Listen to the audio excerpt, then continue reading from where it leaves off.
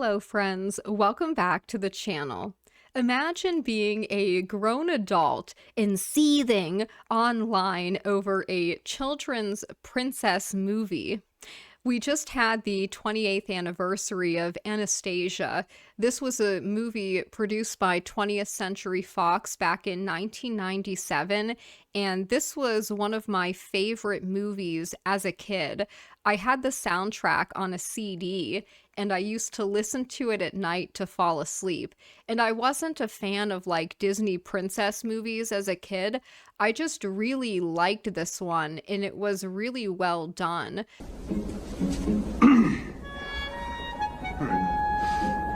Look, I think we got off on the wrong foot. Well, I think we did too. Okay. But I appreciate your apology. Apology? Who said anything about an apology? I was just saying Please, that don't talk anymore, okay? It's only gonna upset me. Fine. I'll be quiet. I'll be quiet if you will. All right, I'll be quiet. Fine. Fine. Fine. Fine. You think you're gonna miss it? Miss what? You're talking?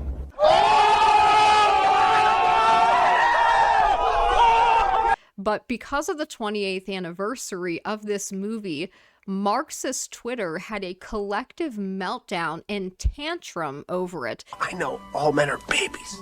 Men are such babies. And I think it's hilarious in what it reveals not only about their pathology, but about their insecurities as well. Heaven forbid we have one film that doesn't whitewash and promote propaganda for their ideology. I mean, it's ridiculous. We've got Eric Baker saying, "The end of history was crazy. They really made Counter-Revolution, the movie." This is in response to Toon Hive tweeting out 28 years ago today, Anastasia released in theaters. And Eric Baker is a professor of history of science and labor at Harvard University. So this is an individual who has never done any actual labor himself, as is usually the case amongst the Marxist communist intellectuals. He is a senior editor at The Drift magazine and is selling a book called Make Your Own Job on Amazon. And so this is supposed to be a serious person seething about a princess movie. I mean, honestly, guys, here we have another one. Nazi film beamed directly into millions of children's brains. Pinball says, Don Bluth, "I'm gonna show the world an indie animator can make an animated romance as good as Disney's. 28 years later, obese transbian commie LARPers throwing a collective maulding shit fit at the mere mention of it." Yeah, I mean, honestly, guys, it is that ridiculous. We've got this one. "Americans straight up lying about our history and ancestors, and everybody here adoring it. Wah." We've got anonymous lefty saying, "Reactionary filth." We have trans Judeo-Bolshevik saying, "Always gets me the dictomy how Don Bluth made a film of Russian Care Bear mice escaping pogroms, and then a decade later made a film mythologizing the Tsar's children." And, you know, the name in the handle says everything you need to know about these individuals. We have this one. "Everyone involved in the creation of this movie right now." Like, this overreaction is, again, stunning in how it reveals their complete and total psychopathy on full display. "Proud to have never been exposed to such dog crap, even as a little girl born in the early 2000s. LOL. Barbie's princess and the pauper teaching kids empathy. This crap teaching kids anti-communism out of the womb. Wah. Boo-hoo." We've got Atomic Krev. "There was nothing wrong with Russian workers' living conditions. The revolution happened because of an evil mage." You know, I think that he thought that that probably was very clever. But what's funny about this is that there was no workers' revolution. Working class people never have the means and the financing and the connections to power to pull these things off. It is always done by other powerful people pulling strings in the background. For the Russian Revolution, it was not a Russian revolution, it was a Care Bear revolution, and it was financed by Western bankers from New York, banking houses, and a lot of the people who conducted that were not Russian. And the working conditions for Russians after the Bolshevik Revolution weren't good. The peasantry wasn't uplifted. That's not what happened. And again, like, they think that they're so smart and clever.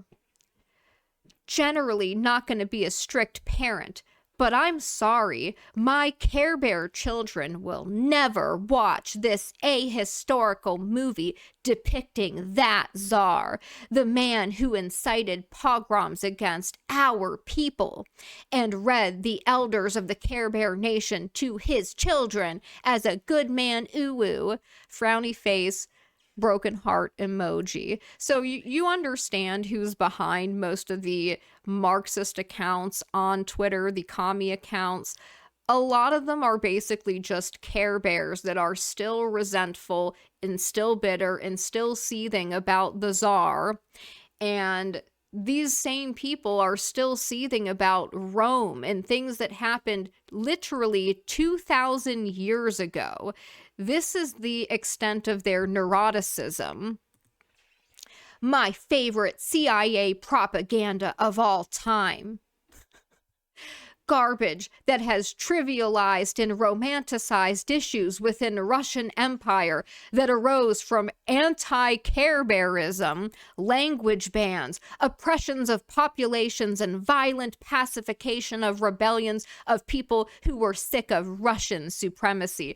So what's interesting about this is that, again, it reveals what that entire thing was really about. It had nothing to do with caring about the working class Russian peasantry.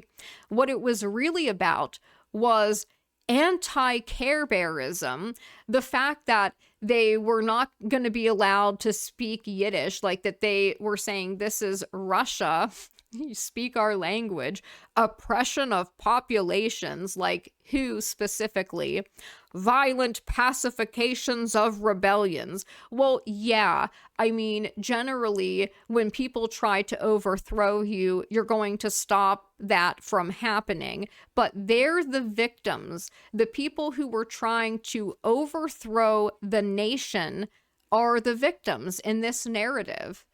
Isn't that interesting? The Romanovs deserved it. Worst movie ever. Black hundredist propaganda filth. Unalive anyone who ever watched it. The amount of Russian monarchist LARPers on this app can genuinely be traced to this children's princess movie. Like this is how psychotic these people are. This movie and its consequences have been a disaster on Russian revolutionary history. Yes, because everybody who wants to learn about the Western-backed overthrow of Saint Tsar Nicholas II and his family turns to a children's princess movie to learn about it. For reference, this movie romanticizes the Romanovs of all people. The Russian monarchy is shown as good guys, screwed over by an evil wizard, and the princess should be restored to her power. Yeah, the Romanovs were the good guys, and they were screwed over, just not by Rasputin. They were screwed over by Care Bear elites that weren't even Russian, who were angry at them for policies that they had put in place because Care Bears, prior to 1917, going back to 1905, had been trying to instigate these overthrows of the government. They literally assassinated Saint Tsar Nicholas II's grandfather. He understood this growing up. And so I find that to be hilarious. I used to watch this movie a lot as a kid, not realizing it basically just whitewashed the Romanovs. LMAO. And what I find fascinating about this is that many of these people have Palestinian flags in their bio that are seething about this children's princess movie. And it's funny because they'll cry about children being genocided in Gaza, and rightfully so. That should not happen. And yet at the same time, they will justify the Bolsheviks slaughtering Saint Tsar Nicholas II's daughters and son and wife, who were innocent, by the way. So that's fine. They're okay with the Romanov children being slaughtered, but not Palestinian children because they're innocent. Well, how do these things compute? Like, I don't understand how they don't see the cognitive dissonance of their own beliefs. You should just be generally against any innocent child being slaughtered because it's wrong.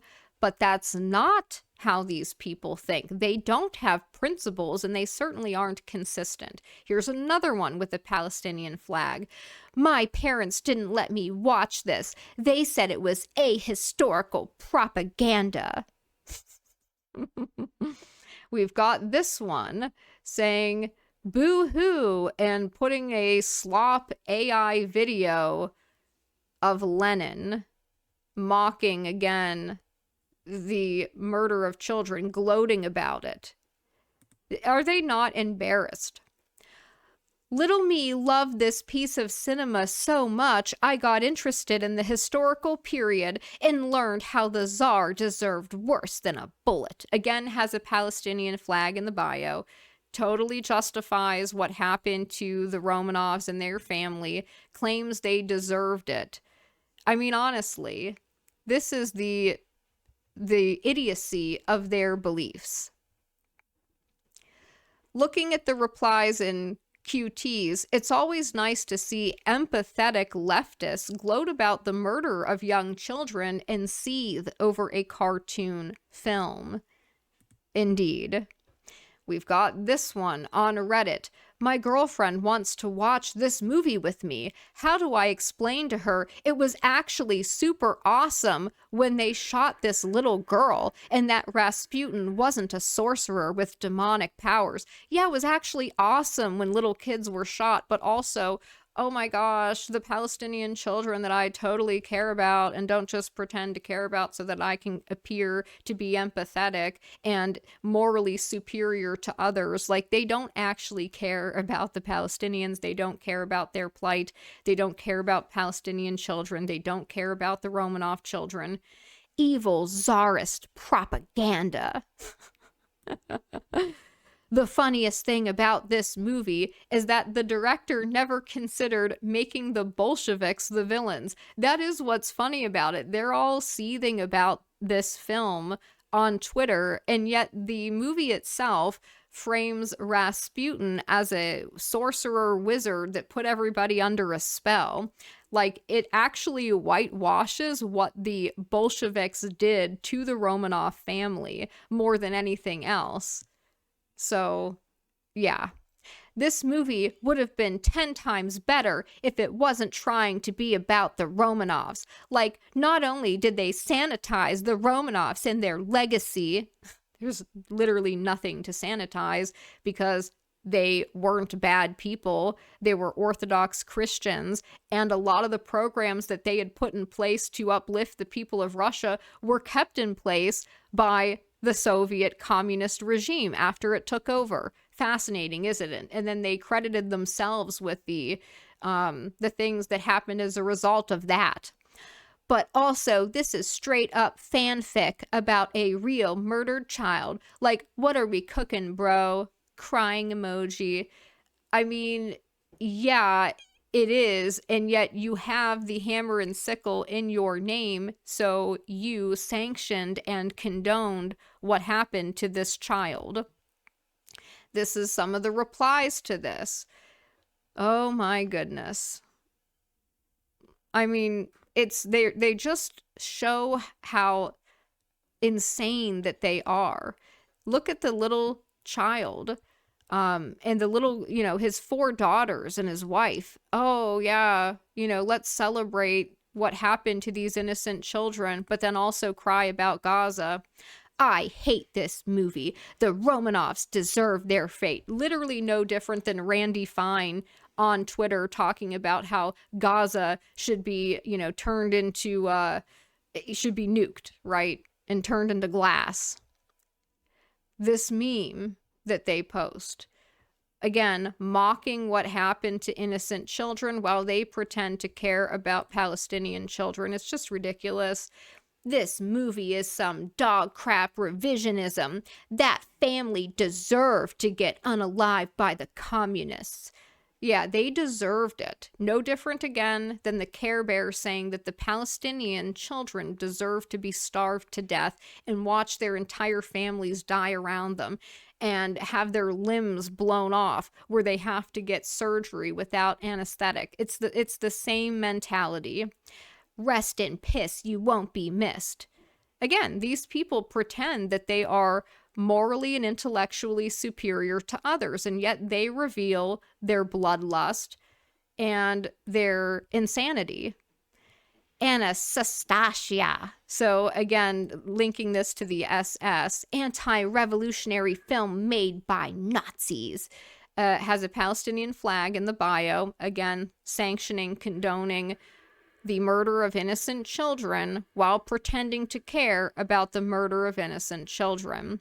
And the fact that they are claiming the film was made by Nazis is hilarious when we get into who actually wrote the film.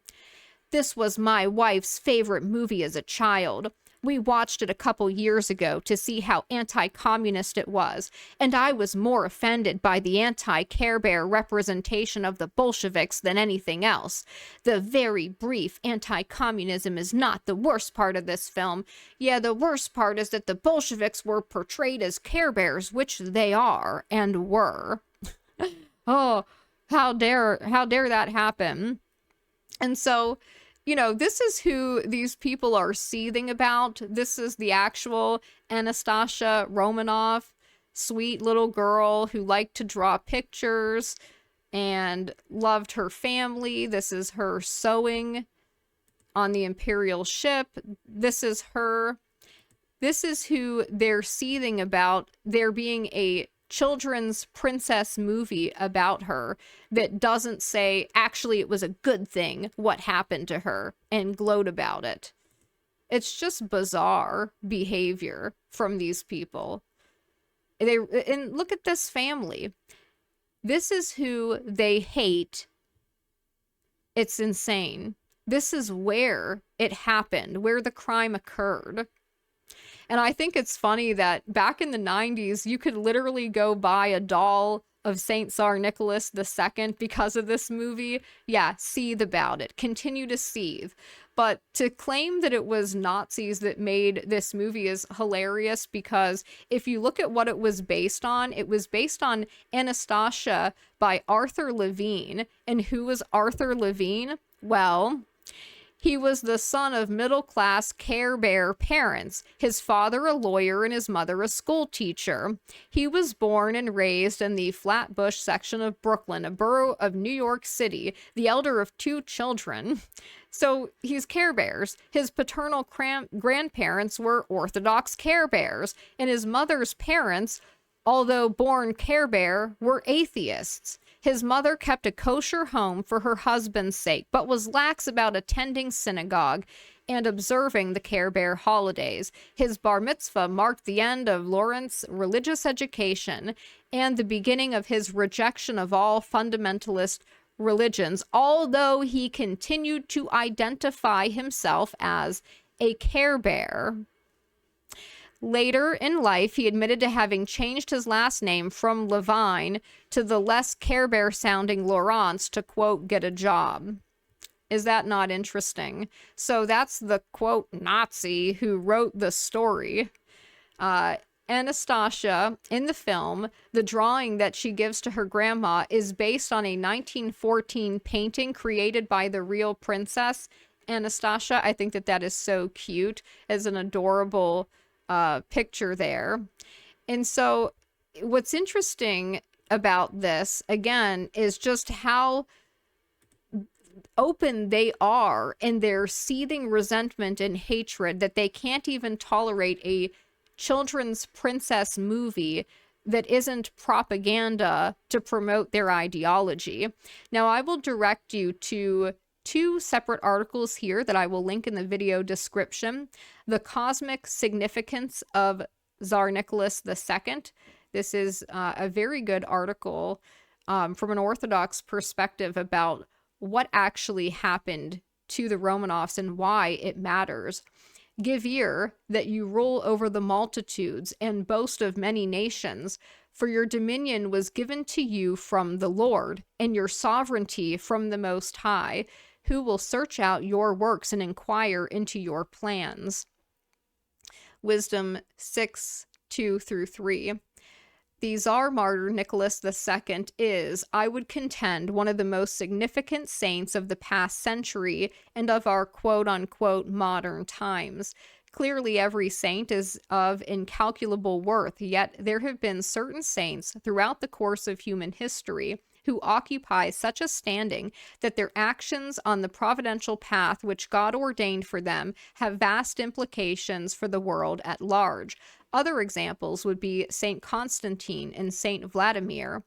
One could easily speak on the deep personal attributes of Tsar Nicholas II, his profound faith and piety, his devotion as a husband, father, and ruler, together with his heartfelt concern for the well-being, physical and spiritual, of his country and the people God had entrusted to him. He was a true pastor who did not flee before the wolves of secular humanism and, in the end, in emulation of his Lord Jesus Christ, laid down his life for his people. As a husband, father, priest, and pastor, I am continually inspired by this priceless man whose portrait hangs in my office. Despite the virulent propaganda promoted by the communists, which is mindlessly repeated by many a modern historian, it is undeniable that the Tsar was a man of deep conviction, righteousness, and a just ruler, as St. John of Kronstadt testifies. Laying aside the consideration of his incalculable personal spiritual treasures, my goal is to briefly outline an aspect of his global, dare I say, cosmic significance. The understanding that clearly emerged, most of all, with the conversion of the Roman Empire to Christianity in the early 300s, that the Caesar, Tsar, was ordained by God for the good and godly ordering of government affairs became a bedrock of Christian society. Ideally, this God-ordained earthly authority worked in harmony, in symphony with the church. Moreover, true and lasting earthly government, to be just and true, must be founded upon the eternal and God-revealed principles of orthodoxy. Ultimately, a very important reality was and is confessed. God alone is the source of all true authority. Here, there is no dialectic of church and state as found later in Western Europe, nor is present the bizarre theocracies such as appeared in Munster under the Anabaptist rule. The Tsar, ideally, was never outside the church or above the law. He was, first and foremost, to be a servant of Christ and a minister of the gospel. His role was founded upon divine providence.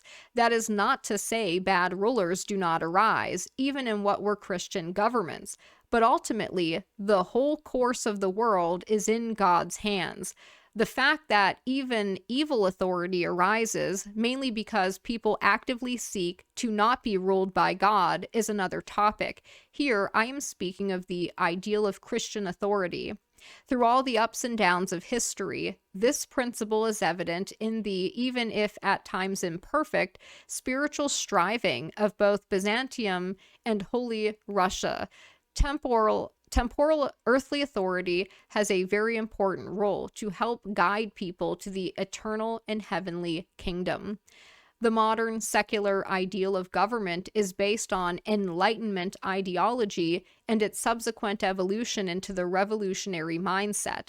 The granddad of modern revolutions, the French Revolution, made no attempt to hide the fact that it desired the complete overthrow of throne and altar. The brutal history of bloody secular revolutions has always set as primary targets royalty and clergy and anyone who would support them. A very enticing motto was created: rule for the people, by the people. The essential problem here is an inversion of authority. In the Christian ideal, authority to rule as czar or president comes ultimately from God. In modern democracies, the authority to rule is said to reside in, that is, takes its source from, the people. The people may choose who and what they want to rule over them, while at times, in some instances, giving lip service to God. This is pure humanism. Democracy is not de facto bad, but the complete secular implementation of it is very faulty. The people are deluded into thinking that they are the source of authority for those who rule over them, thus ascribing to themselves, as if possible, an authority that belongs to God alone, and the rulers are freed from the notion that they will answer to a higher authority, and thus they now may do whatever is right in their own eyes. In such an inversion, rather than the government assisting to prepare people for ultimate eternal existence, it becomes totally consumed with the base tendencies of humanity and the enshrining of these tendencies in civil law. Subjective and nebulous ideas such as human rights, quote unquote, and equality replace the objective realities of Christian charity and love. The tyranny of fallen human perversions and passions become the dictators of human existence. Any attempt to inhibit them is called a restriction of freedom, an infringement on human rights, and hateful. Fallen human degeneracy becomes a right which must be protected and even promoted under civil law. The people and their governments begin to believe that they have the authority, power, and right to rewrite the definitions of human morality and existence. This is the situation in the glorious democracies of the West at present. As St. John Maximovich asks a very important question: why was Tsar Nicholas II persecuted and killed?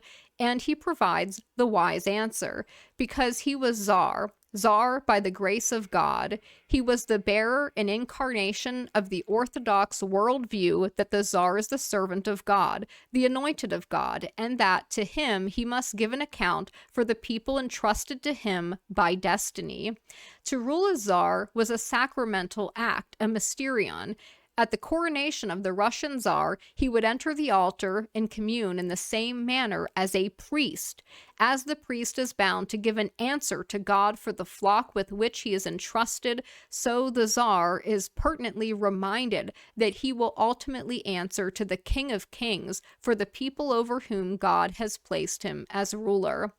Thus, the Tsar stood as an icon of the reality of heavenly rule, a reminder to even other rulers of the earth that true sovereignty belongs to God Most High, the High King of all. The Orthodox Tsar is also seen as a restraining force to social chaos, lawlessness, and degeneracy. St. Paul states in 2 Thessalonians, "For the mystery of lawlessness already is energizing itself. Only there is the one who restrains now, until he shall be taken out of the midst, and then the lawless one shall be revealed." The one who restrains is traditionally understood to be the Orthodox Tsar. St. John Chrysostom comments, that is, whenever the empire is taken out of the way, then he shall come. For as long as there is fear of the empire, no one will willingly exalt himself, but when it is dissolved, he will attack the anarchy and endeavor to seize upon the sovereignty both of man and God. The clear implications in which we possibly live are that once the Orthodox Tsar, together with the empire, falls, then the way will be cleared for the Antichrist. He will exploit the social, moral, and spiritual confusion and lawlessness, which will be the dominant situation in the world. And is that not our world today. St. John Maximovich further reveals the meaning for world history of the martyr's death of the imperial family, something that likens it to the most significant biblical events, consists of the fact that here, the Constantinopolitan period of the existence of the Church of Christ comes to an end, and a new martyric apocalyptic age opens up. It is begun with the voluntary sacrifice of the last anointed Orthodox emperor and his family. Thus, the removal and martyrdom of the last Orthodox Tsar has vast cosmic ramifications. Maybe the world was no longer worthy of such an ideal.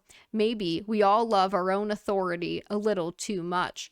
Regardless, after the martyrdom of the Tsar, the world entered into a time of unheard of global chaos, socially and morally. The foundations of the old world have been relentlessly assaulted. A new world is indeed arising, but I am afraid its end has long been prophesied. Godless, anarchist, and iconoclastic secular humanism, under the manifestation of Soviet communism, ruthlessly murdered the Tsar and his family because he was an Orthodox Christian and the Tsar. He stood as an icon of godly rule, a reminder that humanity and all its earthly authority must answer to God. Secular humanism hates this. The utterly inhuman brutality with which the Tsar and his wife and children were killed reveals the demonic face and goal of godless secularism in all its forms. May those Westerners with sanity hear and tremble. The godless agenda, which wore the mask of Sovietism, is alive and well in the West. Its mask may have had an upgrade, but the demonic face behind it remains the same. 100% that is true. And I have an article from Rasputin Archive, The True Religion of Grigory Rasputin. He lives for his sovereign in Russia and bears all slanders for our sakes. Tsarina Alexandra, April 5th, 1916. And I will link this because this is quite long. We're not going to read it all, but suffice it to say that perhaps Rasputin has been slandered almost as much as the Romanov family. Since the fall of the Soviet Union and with recent historiographical developments, Tsar Nicholas II has undoubtedly undergone some historical justification. While his story remains on the fringe side of conventional history, those who seek to explore that era of Russian history may unfortunately find themselves ignorantly accusing the Tsar of being a weak-willed and evil ruler. Those who endeavor to find the truth, however, will soon realize that Nicholas was a genuine Orthodox Christian and a very able ruler, despite what anti-Tsarist propaganda may claim. Within Orthodox Christianity, the Tsar and his family have been historically rehabilitated into sainthood. This was achieved despite heavy opposition, even from church hierarchs themselves.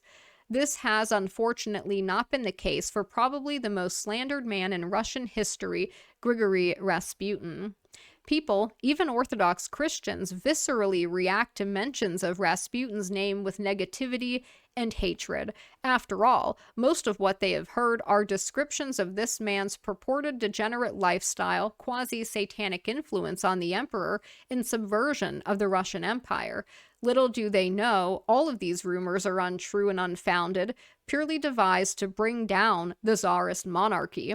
Historians such as Oleg Platonov, Alexander Bolkanov, Igor Evsin, Tatiana Mirnova, Margarita Nelipa, and Sergei Fomin, among others, have initiated a project of historical rehabilitation, hoping that, just like with the Tsar, the truth will prevail and Rasputin will be vindicated. The X account at Rasputin Truth contains rare information about Rasputin accessible in the English language. This Substack is an extension of that account and is managed by the same person.